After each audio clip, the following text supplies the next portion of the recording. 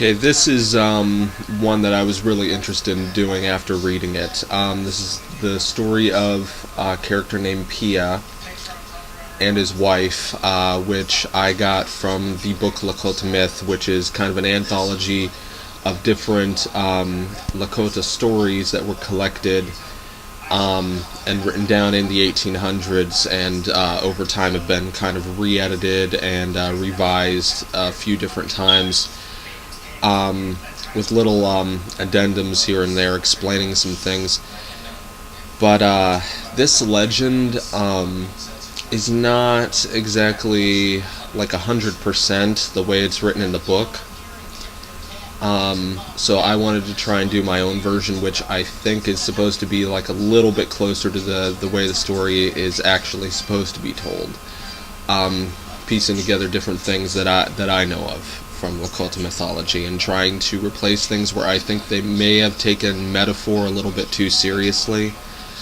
But anyway, here it goes.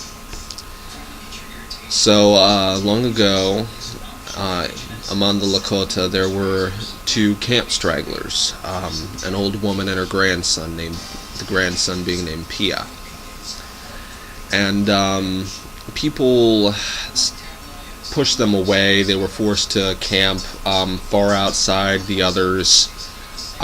When they would make camp, they would be kind of made fun of and abused, and were not very well liked among most of the other people, mainly for them being dirty and for people being afraid of them.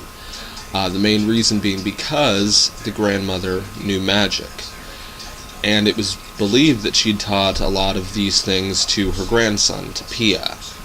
Now, Piya always largely resented his circumstance, but there wasn't much to be done about it. He did fall very much in love with the chieftain's daughter, but when he approached her, he would be shunned, he would be made fun of, he would be turned away, not just by her, but by everyone around her. And so he went home to sulk, and eventually decided he was going to get his revenge. So he asked his grandmother to go into the camp and to beg for an animal bladder.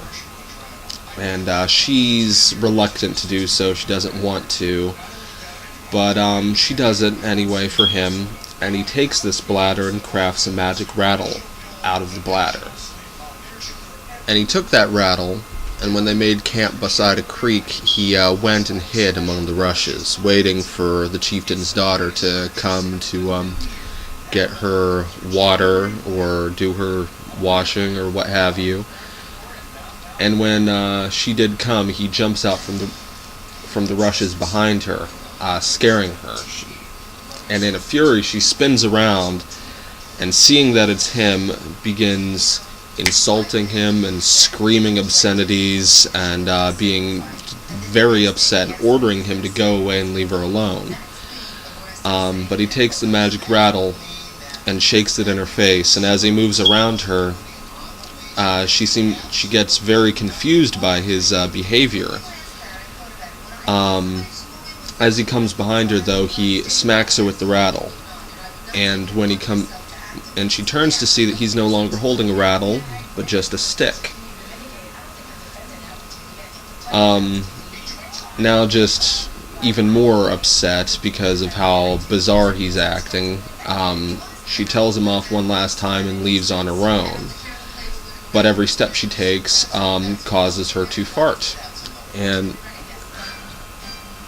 very very loudly. The faster she goes, the more obscene it gets. And she becomes very upset, feeling around trying to understand what is happening, but she can feel nothing on her dress or anywhere, as it was common for people to blow up bladders and use them kind of as whoopee cushions in those times. However, she can't find anything on her dress, and becoming very distraught, she kind of drops to her knees, sobbing hysterically. After a while, she just refused to move at all and began crying for help. And when her friends came, she refused to tell them what was wrong and refused to move, just demanding that someone get her to her father's teepee. And she would not stand, and she would not walk. So they got a robe from their washing and let her sit on it and carried it like a stretcher back to her father's teepee. And when she was alone with the chief, she finally told him what had happened. So the chief, obviously distraught, realizes right away that this is magic. And the first thing he thinks of and suggests is his daughter should go to the teepee of the old woman and Piya and apologize and beg his hand in marriage if he would remove the curse. And then once having done so, run away. Once she makes it back to the camp, everyone would protect her. He wouldn't be able to get near enough to her to curse her again. And she tries this, and Piya does, of course, remove the curse. He takes the stick again and rattles it around her, even though it's no longer a rattle, and collects the bladder from the back of her dress, which he had turned invisible, reconstituting it back into the rattle. And the curse is lifted. And she immediately says, well, she needs to go back to her father's tent to begin to make preparations for their wedding, which Piya allows. And of course, she runs for it, and she makes it back, and she is kept safe. And it takes a very long time for Piya to realize that he has been tricked, but once he realizes it, he is furious. And Piya leaves, returning to hide himself at the creek, the only thing that he can think of to do, and stays there waiting for her. And of course she's not going to come back, but everyone seems to kind of think that he's disappeared and run off in his grief, and not liking him very much, they largely forget about him, including the chief's daughter, who eventually begins to resent being so cooped up, to be kept safe. So at one point she does want water, and she decides to go and get it for herself, and Piya is still there waiting, and he simply, as soon as she comes into range, jumps back out with his magic rattle and puts the curse back on her. So she returns to her father's tent and tells her what happened this time. And her father really can't think of anything else to do that he thinks would work. Obviously the same trick is not going to work twice, and he has no other ideas. But realizing that Piya is not going to give up, he decides to actually offer Piya his daughter's hand in marriage. And if it be the God's will, perhaps one day his daughter would be saved from her fate. So the chief sends people to collect the young man, his daughter not wanting to do it herself. And they do go and tell him that everything's all right, and the chief has asked him to come to his teepee. But first, he's to be cleansed, or he's to bathe and dress in his best clothes. And they even, since he does not have much, they even offer him nice clothes for him to use himself. And after he is bathed and clothed, they actually come to see that he's not that bad looking. It was mainly his condition. But anyway, he is brought to the chief's teepee, who invites him in and offers his daughter's hand in marriage. His daughter is very shocked at the young man's looks, however, still upset by his behavior, is not happy about the union. But reluctantly forces a smile and takes his hand. And the chief organizes a big wedding feast and a celebration, and they are wedded. As the story goes, there was food and dancing and games, and the young people would go off to be alone together, and the old people told stories, and everyone was happy during this time.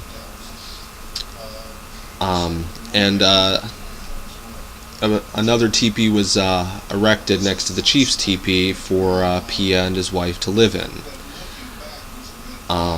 as the chief's right hand and his potential heir.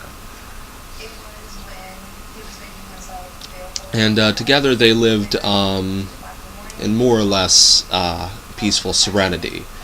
But one day, Piya wakes up to find his wife is missing. And no one knows where she is gone. He searches the camp, he looks for tracks outside the camp, and he can find nothing. She's vanished completely without a trace.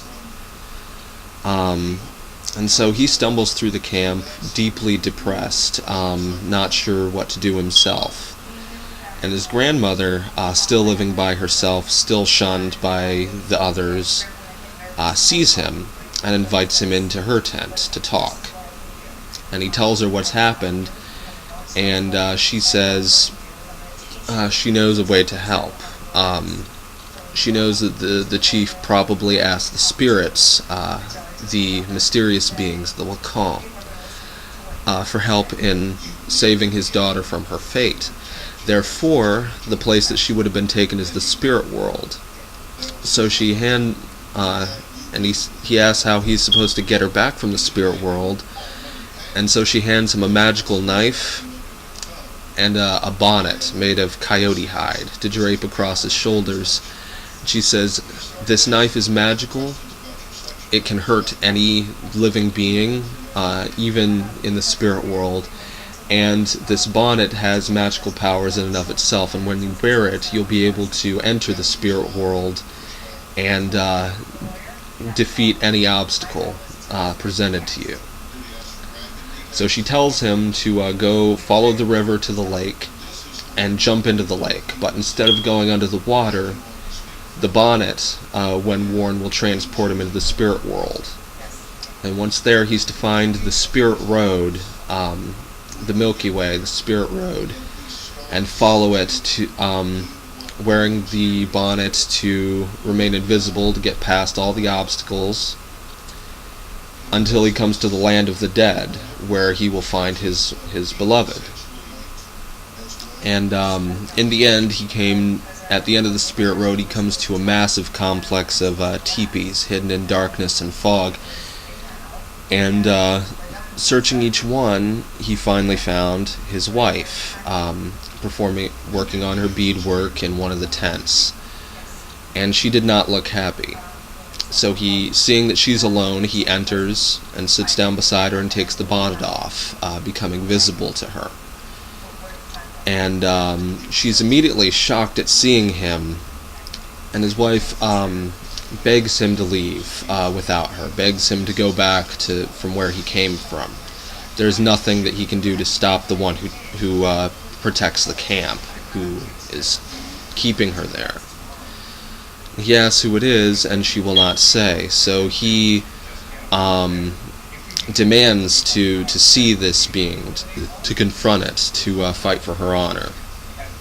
And she is not completely impressed, but he takes her, eventually saying he will not leave without her. He takes her and drags her from the teepee, and is immediately set upon. A great thundering arises, and through the darkness comes a powerful buffalo, a spirit who cannot be touched, and begins charging directly for him.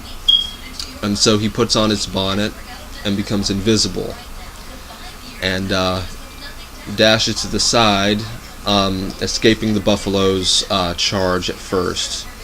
And as the buffalo comes back, he takes the knife and begins ripping into the buffalo, ripping it apart, which changes the heavens itself. To this day, the buffalo constellation is not one constellation, but four, ripped into the separate pieces of the buffalo. And once the spirit is dead, he takes his wife and returns to our world the same way that he came. And as the two return to camp, they are first greeted by the grandmother, who had been watching the heavens and saw the change in the skies, and she invites them into her home and tells her son, or her grandson, to hang up the bonnet and the knife over the door, over the tent flap, and to come in and eat. And of course they eat, and they return back home to their teepee together. But before leaving, the grandmother stops him and tells him, "If ever you're in trouble again, please remember me. Come and find me. I will help you, as I've done today." And of course, it is not long before the girl goes missing again, and he comes back to his grandmother, and she takes him to the side of the lake, and there takes a stick and begins drawing symbols on the bankside. And as the waves of the water lap up and touch this shape, it begins to grow and change along the lines of the forms on the ground, until the water takes the form of a creature that suddenly becomes solid. This creature, of course, with great horns curving back behind its head and a great thick tail and large eyes, was Uktehi, a spirit of the water.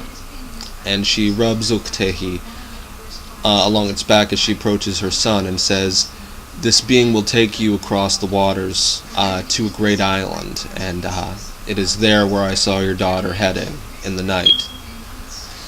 So he climbs on to Uktehi, and it does take him, it's a day's travel across the lake, but eventually he does come to an island. And on that island is a great mound of stone with a cave in the center. And he puts on the gray bonnet and enters, and there is his wife. And he takes the gray bonnet off and reveals himself to her. And again she's shocked and very surprised and upset. She says, "No, you don't understand. The beings who own this place, this island, will not be happy. They are very powerful. You will not escape this place. You have to go." But he refuses, and she says, "Well, quick, hide yourself, for the owner of this cave will be home soon." So he puts the gray bonnet on and goes to stand in the corner and sit and waits. And before long, a great strike of lightning hits the ground not too far away. It shakes everything, reverberating through the air. And into the cave enters a man with flowing clothes and claw-like hands, thick lips, and a very thin neck, completely bald. And he comes and stands before her and says, "What exactly has been going on here? I smell something not right. There's someone else who's been here, hasn't there?" And she looks at the ground. No one has been here. He says, "Are you sure? I've seen the tracks leading up to this home. Someone must have been here. It wasn't me, and it's not you." And she still denies it. So he says, I will speak with my brother now, and we will see." And before long, another thunderstrike comes down on the west side of the cave, and another man enters identical to the first, and he comes straight to the girl and says, Who else is here? There is nothing else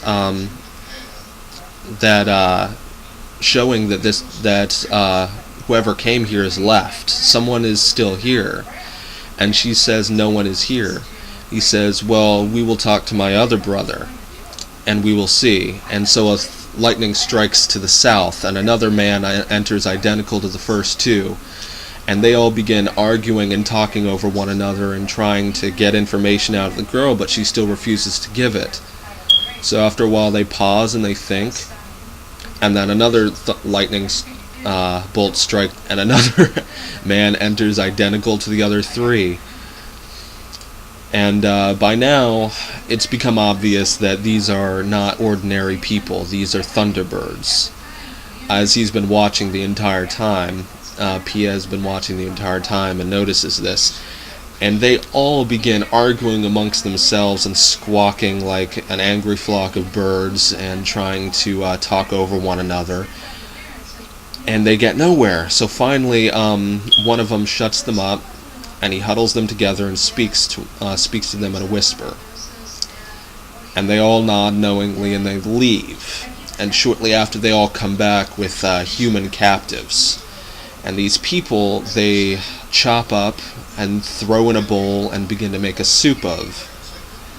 And Piya watches this whole scene in horror and fury, and so does his wife, shocked that the Thunderbirds would do something like this. And in a rage, just as they begin bowling out the soup, Piya jumps up and rips his gray bonnet off his head and orders them, dump out that, you people are sick, dump out that soup. And they are not scared of him, but in such surprise, they do accidentally knock over the soup and spill it all out anyway. He says, "This is my wife, I will be taking her, you will not follow us. If I see any of you ever again, I will kill you." And they're in so much shock that they don't really know how to react. Piya just walks up and takes his wife and leaves, and this time she's a little bit less reluctant to go, pretty much rushing right after him. But they don't go very far from the cave before he turns back to her and says, make the way back along this path to the lake shore. I have a friend there who will take us, but first I'm going to go back and see what these Thunderbirds are planning. So she does go, and he circles back, and he hears them yelling at one another, again squawking back and forth, calling each other cowards, saying what they should do to him for his insolence. And he steps in and confronts them. And immediately they rush him, and he takes out his knife and puts on his bonnet and evades their attacks and cuts 3 of them down before they can react. And he turns to the last one and rips his bonnet off and says, and asks him if he wants the same or if he wants to live. And the Thunderbird insults him again, calling him an insolent person, very upset about what Piya has done to his brothers. So Piya says he's going to kill him too. And he throws the bonnet down on the ground and begins walking towards the final Thunderbird. But with the last bit of his strength, one of the dying Thunderbirds reaches up and grabs his leg, knocking him to the ground. And he's a bit stunned by the fall. He notices the last remaining Thunderbird moving quickly in the meantime, but as he gets up, the Thunderbird is gone. Or at least he thinks. And then a sound erupts from the cave around him. You've killed my brothers, and I can never forgive you. You people called me and my brothers disgusting. What about you? Your woman came here seeking our help, but all she was really doing was leading you to us, wasn't it? From now until the end, I am the last Thunderbird, I am the Thunderbird, and I will never stop killing you, your people, and your children until the end of time. And there is nothing that you can do to stop me. And Piya turns and looks and realizes that the gray bonnet is gone. So that is kind of the first part of the Legend of Piya right there. So look forward to part 2 coming soon, I guess.